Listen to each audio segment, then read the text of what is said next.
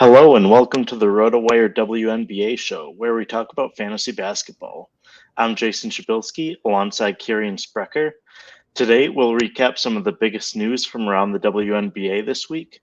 And now that the fantasy playoffs are underway, we'll also give you some players you can add to help you during your semifinal matchups. And finally, we'll preview this weekend's action from around the league. Those looking to test RotoWire's full slate of tools can visit rotowire.com/try for a free trial.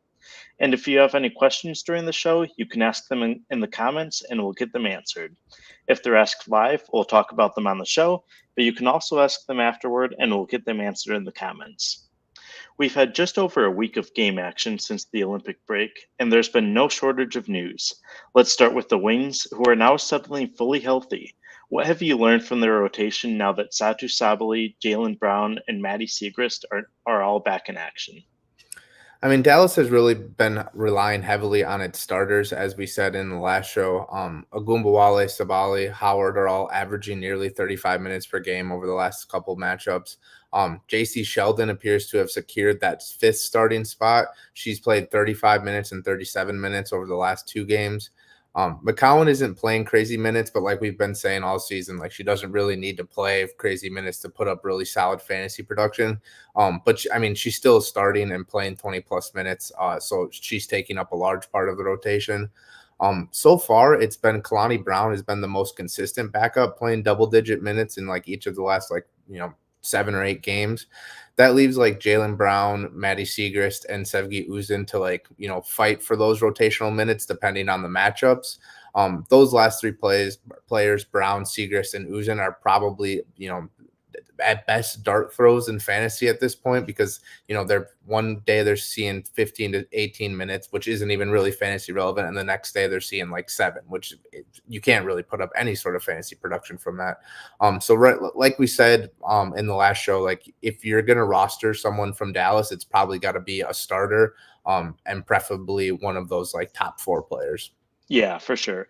I think that Sheldon was the biggest surprise for me because early in the season, when the Wings were a lot healthier, she came off the bench and had pretty limited production.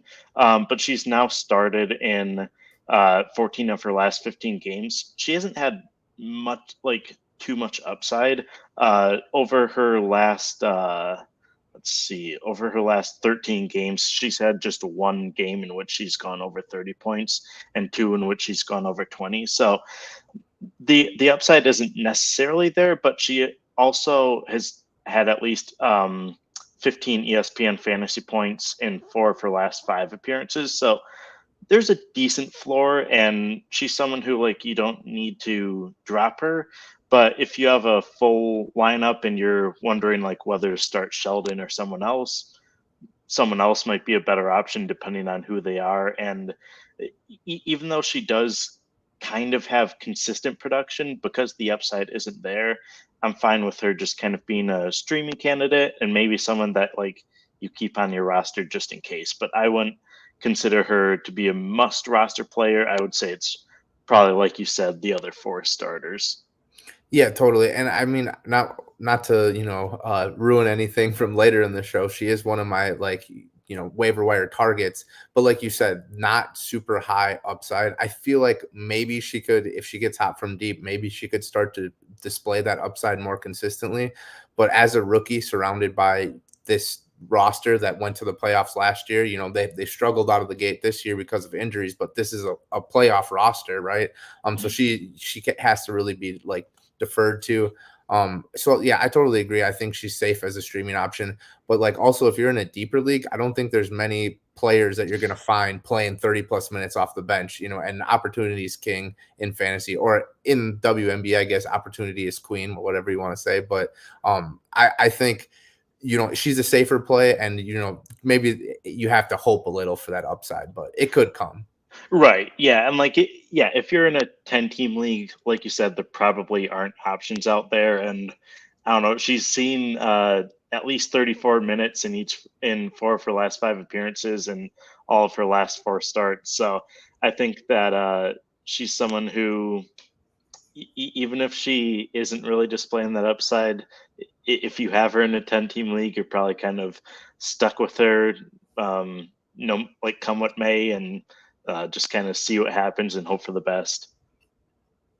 There was also some movement ahead of the trade deadline, including Myisha Hines-Allen being traded to Minnesota. Is she someone you're trusting from a fantasy perspective? I'm not trusting her from a fantasy perspective. No, Hines-Allen like returned to fantasy relevance this season. Like she was a must-start player for times, but like that was because Shakira Austin was missing a bunch of time, and even when she was playing, she was limited. And Aaliyah Edwards just really wasn't ready for 30+ minutes a night. Leaving Hines-Allen to return to that like leading role where she was playing heavy minutes and she was being relied upon on offense, grabbing a bunch of boards, putting up defensive stats.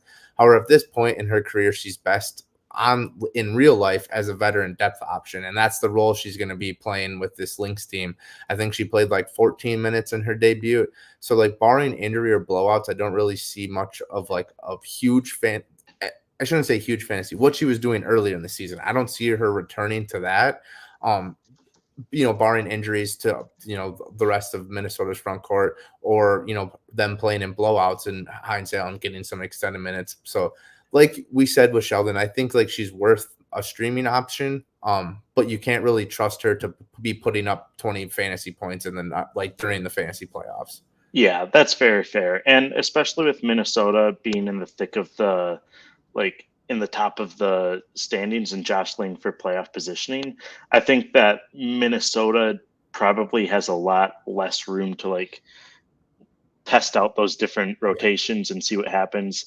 She was dominant leading up to the Olympic break, and if she would have stayed in Washington, I think that there's a chance that she continues to see a few of those opportunities, even though they're getting healthier. But yeah, I think that Minnesota will be, like you said, probably streaming candidate, and she'll have some solid performances. Like in her debut, she had 16 ESPN fantasy points. That's a pretty solid night, but for the efficiency that she had in 14 minutes, especially with some of the other links getting into foul trouble, I think that it's tough to rely on from a night to night basis. Yeah, totally. And I think the foul trouble was like a pretty big component to that and to her like extra usage in that game.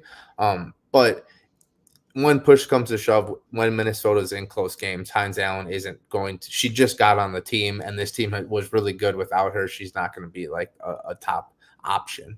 Yeah, for sure. The Storm also signed Gabby Williams recently, following her strong showing in the Olympics. She has experience in Seattle, but the team has gotten much stronger since she last played there. What do you make of her fantasy value over the last few weeks of the season? Somewhat similar to Hines-Allen, but I think Gabby Williams has an easier path to a starting role in Seattle. I love Jordan Horston. Anybody that's tuned into the show knows that I've liked Horston since the beginning of the season. I thought she should have been starting over Victoria Vivians. Horston obviously finally got that spot, and she's been performing well. But, if I'm going inside of Seattle's organization trying to think like they're thinking, if they didn't start Horston at the beginning of the season, maybe they aren't like set on her starting for the end of the season too. Gabby Williams was fantastic during the Olympics. Obviously a little bit different of a game in the overseas during that type of situation. So Gabby Williams has an easier path to playing over 20 minutes. And so therefore I think she has like a little bit higher upside than Hines-Allen, but I think in her current role, she hasn't even made her debut. So after her debut, things obviously will change. But I think like for right now, Gabby's only a streaming option. I don't necessarily like trust her to be playing her for all of her games throughout the fantasy playoffs. Yeah, and another spoiler alert, but we'll talk more about Gabby Williams in just a second because she's one of my pickups.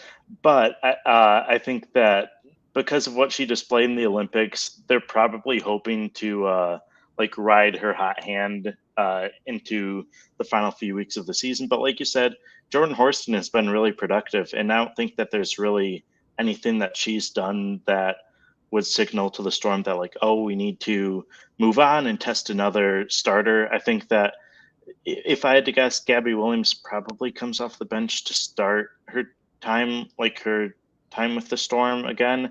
But if they are looking for a different setup, or if Jordan Horston even just needs a night to get a little bit more rest, I think Gabby Williams is a very capable player, as she showed overseas in Paris during the Olympics.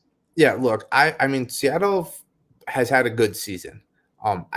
But I don't think, like, if you watch Seattle every game, if you're a diehard Storm fan, you're necessarily like, we're outperforming our expectations from the beginning of the season. This is a super team. Like, they should be at the top of the standings. You look at, 18-10, they're in fourth place. They're only half game ahead of the Aces. We know the Aces aren't going away anytime soon, so the Storm could drop to the 5th seed. They're 11-3 at home. That's great. However, they're also 500 on the road, and they're 6-4 in their last 10 games. So basically like a 500 team dating back to the Olympic break. That's not really what you want from the Storm, So I think that they very easily could make another move, and not mean that move being put Gabby Williams in the starting lineup and see what you got towards the end of the season. So like, I don't want to like rain on any Storm fans parade or anything, but I think that's a fair statement. Like, they're off to a decent start in this new era, but things could be a lot better. And maybe that is throwing the hot hand Gabby Williams, because like you said, she was absolutely stellar, almost beat the Team USA single-handedly in the gold medal game. Right. And the Storm right now, they're 18-10, just ahead of the Aces, who are the 5 seed right now at 17-10.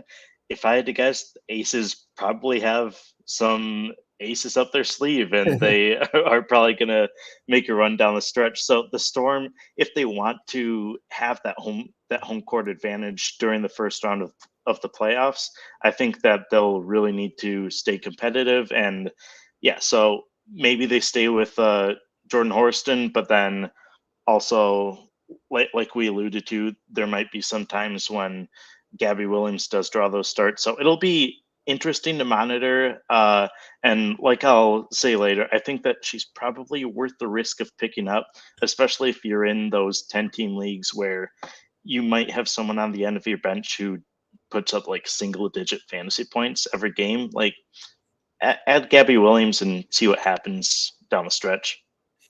I think there's also one thing I need to clarify too with Hines-Allen, Gabby Williams, Jacy Sheldon for that matter too, is that earlier in the season there was a ton of injuries across the league, right? And there are still, the Sparks still can't get healthy, but the Wings are healthy. Washington's getting healthier, though Shakira Austin was downgraded to questionable right before we hopped on, so that could be another red flag. Anyways, there's less opportunities on the waiver wire right now for streaming purposes. And you look at players like Gabby Williams and Hines-Allen, whose roles change. Well, Gabby was out of the league, so obviously her role gets like a lot better. Hines-Allen is probably rostered in some leagues because she was hot for Washington.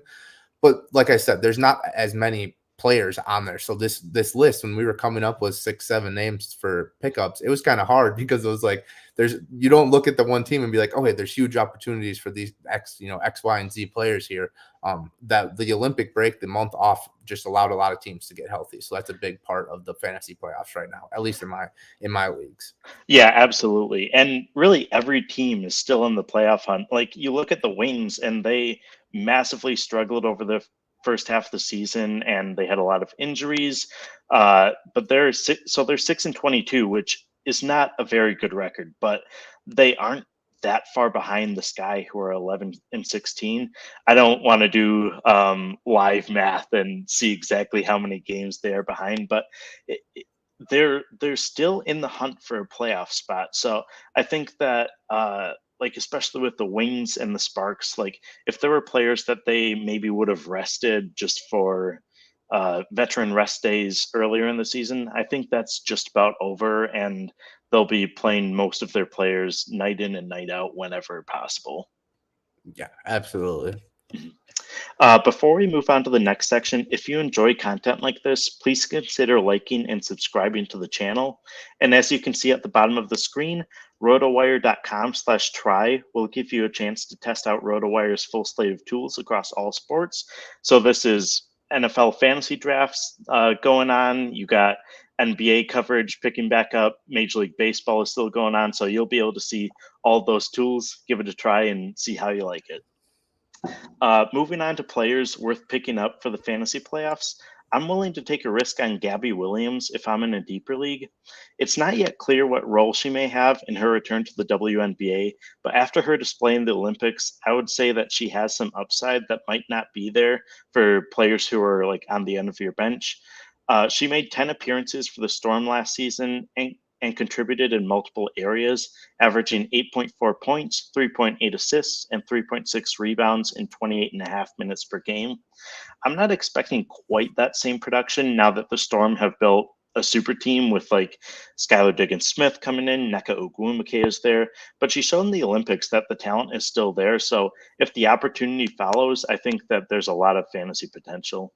Yeah, we just went over this, right? Gabby Williams has a clear path to a starting role. She is a very solid player. It's just there's a lot of mouths to feed in Seattle right now, and it's going to be, can Gabby Williams help us win? And then it's going to be, can Gabby Williams production help us win? If that makes sense. Like, first off, she has to do the silent things to earn a role, and then she has to like prove that her production is going to make them a winning team. And right now, like I just said, Seattle is kind of just like middling along right now. If Gabby Williams can be that X factor, she's going to get opportunities. She's going to get usage. Could be really interesting to watch. I think Horston gets a start because she is, an elite defensive player right now. But things could change very quickly for sure.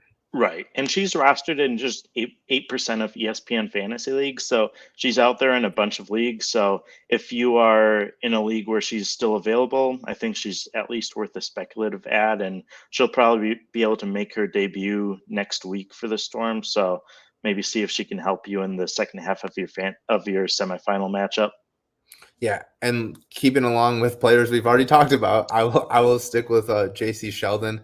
She's, like I said, rostered in only 11% of ESPN leagues right now, and like we alluded to, she hasn't scored over 20 ESPN fantasy points since July 5th. That's 7 straight games dating back before the Olympic break. That 20-point threshold is kind of like, for me, like, this is a player I want to keep on my roster at like whatever I can do. I want to keep on my roster. So I get if people, fantasy managers, aren't enamored with Sheldon at this point, but opportunity is king, queen, whatever you want. Sheldon is on the court more often than basically any other player you look at on your waiver wire. Maybe if you're in like a 6-team league, this is a wrong statement. At least in all of the leagues that I'm in, 8, 10, 12 teams, no one else on the waiver wire is playing 30 plus minutes a night. So this is a player that if you're desperate, if you need 15 points on a night to win your week, win your playoff matchup, whatever it is, every single point matters in the fantasy playoffs. I think Sheldon is like the safest fantasy waiver wire option at this point.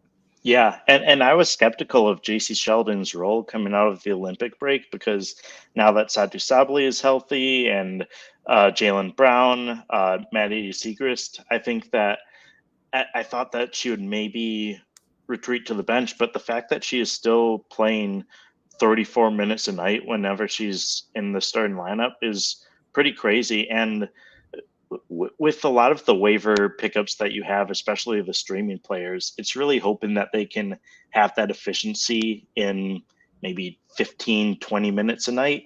But with Sheldon, even if she has a pretty inefficient performance, just the fact that she is on the court so much, like she'll stumble into a few rebounds, get a few assists going. So I think that she's a versatile enough contributor that I think that she has a pretty solid floor at this point. Yeah, absolutely. And, I will say that the Wings have lost 3 straight games. They're now tied for the worst record in the league.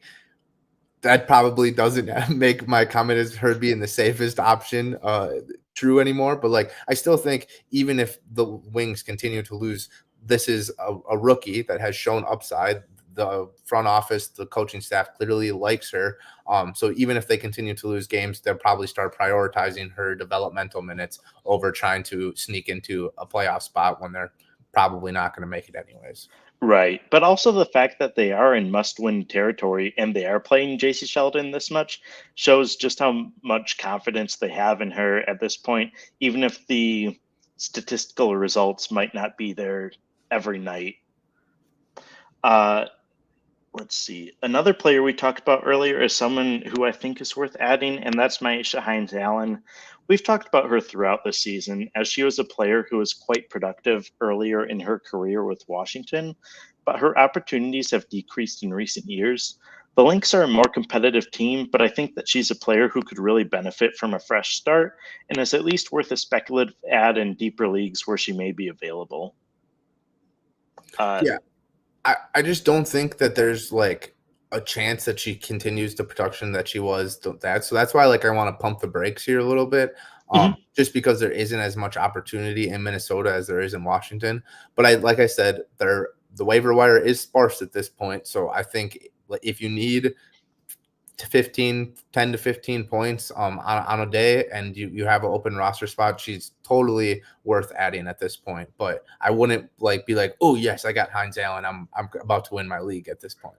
Yeah, she's kind of the anti Jacy Sheldon, in which we just talked about, where Jacy Sheldon is on the court a lot of the time, doesn't necessarily have the efficiency to make her a must start fantasy player, whereas Myisha Hines-Allen, she sometimes struggles to find playing time, but when she does, she's usually pretty efficient. She showed what she could have done ahead of the Olympic break with consistent playing time. She was a pretty solid fantasy contributor. I don't think that really continues, but if she can maintain maybe about 10 to 15 minutes per game, I think that she can have about a fantasy point per minute, which is decent production, especially if you're in a deeper format. Yeah, I mean, a point per production, like a point per minute is, or fantasy point per minute is basically like superstar territory, right? Like, Mhm. so it would be nice if she was playing 25 minutes, but I also think that having Allen or Hines-Allen limited to that 15 minutes allows her to go as hard as she can for those 15 minutes, especially at this point in her career. Like that's probably where she's the most effective. She can come on, she can bang on the board, she can, run a little bit of offense, she can make a couple layups. So I think this role is good for her. I just think that it's not really the highest of ceilings right now, and probably a pretty low floor if everything goes right in Minnesota. Mhm. I'm moving on. I'm looking in Chicago. We talked about this last show too. Marina Mabry's trade to Connecticut opens up a bunch of opportunities. Um, Isabelle Harrison and Rachel Banham continue to work off the bench, but they've each put up at least 20 fantasy points over the last like 2 games. So it's really like a matchup based situation. This is like purely streaming purposes. I don't think that you should like must roster these players or like play them every game that they're playing. But if the Sky are playing a team that's not great at rebounding, Isabelle Harrison comes in. Teams are going to be trying to box out Angel Reese with 3-4 players. Isabelle Harrison has proven to be like a really solid rebounder, and can put up 20 ESPN fantasy points in a heartbeat. Rachel Banham is just a sharp shooter. So maybe if the Sky are playing a team that's bad at 3-point shooting, you just add her. This is a hit or miss. They could score 20 fantasy points. They could also score 3. But I think Chicago is one team right now where there are some open minutes and opportunities to stream.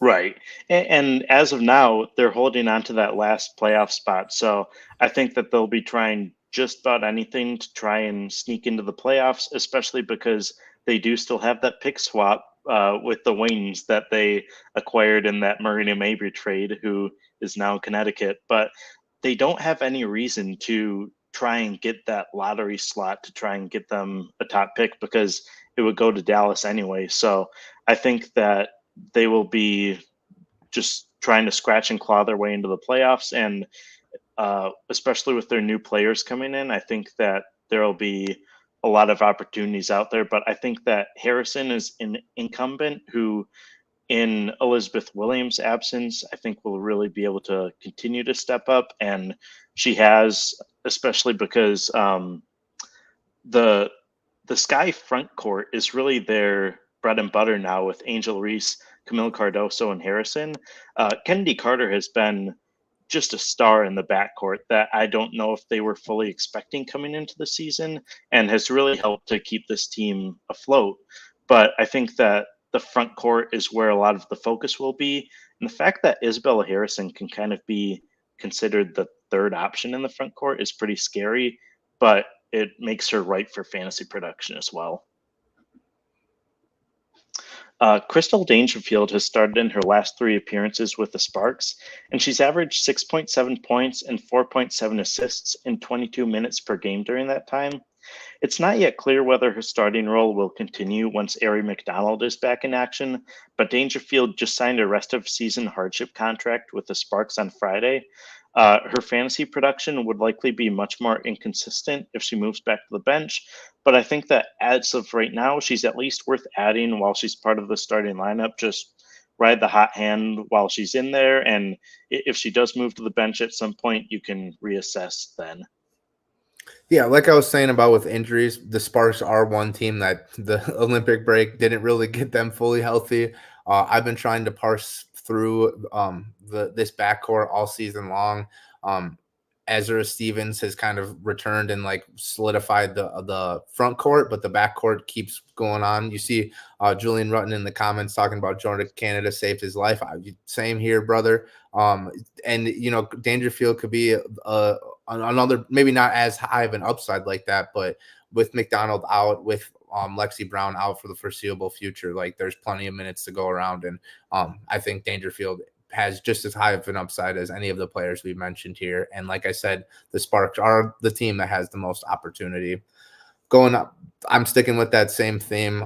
I think the Liberty have some opportunity. Sabrina Ionescu was just out, which elevated Leonie Fiebich and Kayla Thornton's roles and usage. Fiebich has been starting since Lainey Hamilton has been out. But even with Ionescu coming back this weekend, Fiebich and Thornton should maintain 25-minute roles at least, and they've both proven that they can get it done in a multitude of ways. I think these are pretty like safe, trustworthy streamers at this point, as long as Lainey Hamilton is out, and I wouldn't be afraid with Ionescu coming back. So maybe a teammate or a league member dropped one of these players because Ionescu was coming back, and they're like, oh, it was just because she was out for those games. These players have proven that they can perform even with Ionescu in the lineup, as long as Lainey Hamilton's out. So continue to stream those. I would probably lean more towards Fiebich just because it will probably maintain the starting role when Ionescu's back. But I think both of them are solid streaming options. Yeah, absolutely. I think that the Liberty are expecting Lainey Hamilton back Monday, so that'll be something worth monitoring. But Lainey Hamilton has been out for a while at this point, and she's missed 8 consecutive games. So if she has any conditioning concerns, they might limit her playing time a little bit. So I think Fiebich and Thornton will still have opportunities to contribute. Thornton is a player who, even though she has come off the bench a lot recently, she has a pretty solid floor on most nights, whereas Fiebich maybe has more upside that's like reliant on a starting role. But I think that she has definitely proven her worth from a fantasy perspective recently, and I think is also worth adding. Yeah, and like I said, like this streaming options while Lainey Hamilton's out, I expect the Liberty have a few more games going into next week. I also wasn't sure if that report from Sandy Brondello meant that Lainey Hamilton was going to return to like playing real minutes, or just return to like actually playing basketball as opposed to just like rehabbing. So I would still be like a little hesitant on that. So like, you know, but I still think either way, even if she's going to be playing games next week, I still think you can get 2 or 3 streaming games out of Fiebich and Thornton. Yeah, I think that Brondello did say that Lainey Hamilton has been practicing pretty normally over the past few days and weeks. So I think that she will be back in game action, but it's just a matter of whether she'll be able to return to her former production right away. And with there being a week left in the semifinal matchup, especially if Monday is usually not a big get day for like the schedule. Looks like there are 3 games next Monday. So if it would be like between dropping Fiebich and or Thornton and picking someone else up for the next day, just keep them on your roster, see what happens, but just kind of monitor their situation pretty closely. For sure. And after a few lighter slates this week, the WNBA kicks off the weekend with a 4-game slate Friday, followed by 2-game slates on Saturday and Sunday. There should be plenty of competitive matchups, and I'm especially looking forward to seeing Marina Mabrey face off against the Sky tonight, just over a month after she was traded from Chicago to Connecticut. Mabrey seemed to stoke the flames between her and her old team recently by saying that she's now playing for a team with a championship mindset. So I think that this game will have plenty of storylines to monitor, in addition to it just being a game between two competitive teams. Like neither team, both teams put up a fight every time they're out on the court. So I think that it'll be worth watching both of them. Yeah. Okay. Look, maybe I'm about to say something controversial. Maybe we should just cut it off right now. But we're both self-proclaimed Sky fans. I think we've mentioned that on the show numerous times. I don't think she was necessarily off in saying that the Sky don't have a championship mindset. They traded Kayla. They traded Mabrey. Arguably, and not really arguably, their two best players at each given time. And then you have Angel Reese. And look, I love Angel Reese. I think she's going to be a really great player. I've said that she could be an MVP candidate at someday. But at this point in her career, they're really kind of playing towards her double-double streak, which isn't really a championship mindset either. So maybe that was part of the reason why Mabrey got traded. Maybe she was like, hey, look, if we want to win games, we should try to win games and not try to extend streaks. So anyways, I'm not hating on Angel Reese. I'm just agreeing with Marina Mabrey and saying that the Sky need to get back to their championship ways. Maybe they need to get Candace Parker in the front office, do something along those lines. But the Sky don't have a championship mindset right now, and I don't think that is an unfair thing for Mabrey to say. Yeah, James Wade, their former head coach and general manager, I think made some trades to go all in that were maybe a little bit misguided. So I think that their recent trades have helped to recoup some of the draft stock that they lost. And once their new practice facility is built, probably within like 2 or 3 years, I think that'll really make them a solid free agent destination. So I think that they're championship adjacent, but I agree that they aren't necessarily immediately contending for a championship right now. Is that what you say about your dynasty fantasy leagues too? That you're championship adjacent? Oh, every year I'm right. I'm just a few moves away. two or 3 years away, and the Sky will be competing again. So I think Mabrey may have been right with that comment. But no, anyways, yeah, I think that'll be super fun to watch, and a lot of tea in those matchups. So that it'll be a good matchup for sure. I'm looking ahead to Saturday's double header. I think that will be. Talking about Angel Reese, I got double doubles on the mind, man. No, Saturday's doubleheader should be epic. Connecticut, New York, to have the two best records currently. Obviously, might change by Saturday. So a lot will be riding on this matchup. And then obviously the other game that night is Caitlin Clark against a tough Minnesota squad. We've already talked about how good Minnesota is. The Fever are undefeated since the Olympic break. Clark has been fantastic, best version of herself. So I think those two games will be must-watch TV Saturday night for sure. Yeah, absolutely. Every game this weekend, really kind of outside of Sparks versus the Wings, it feels like it's a game that we could see in the playoffs. I guess Sparks Mystics is also kind of an outsider, but as Julian Retton says in the comments, the Dream are looking great after the Olympic break, and they're just one game behind the Sky. So if they can take down the Mercury tonight, and if the Sky lose to the Sun, it's a tie in the standings, and I think that it's anyone's race down the stretch. So I think both the Sky and Dream will have to be at their full potential, especially because the teams that are right behind them are also very capable of making a playoff push as well. Yeah, absolutely. I don't really want to talk about the Dream because I had them winning like 19 and a half games this season. So that was brutal. I don't think they're going to reach that. But yes, I obviously think that they can make the playoffs for sure. They're only like one game back right now. And without Mabrey, the Sky might continue to slide. So I think that's a very fair prediction. Yeah, absolutely. And that does it for today's show. We'll be back next week, Friday at 1 p.m. Central. Be sure to join us then. Thanks for watching.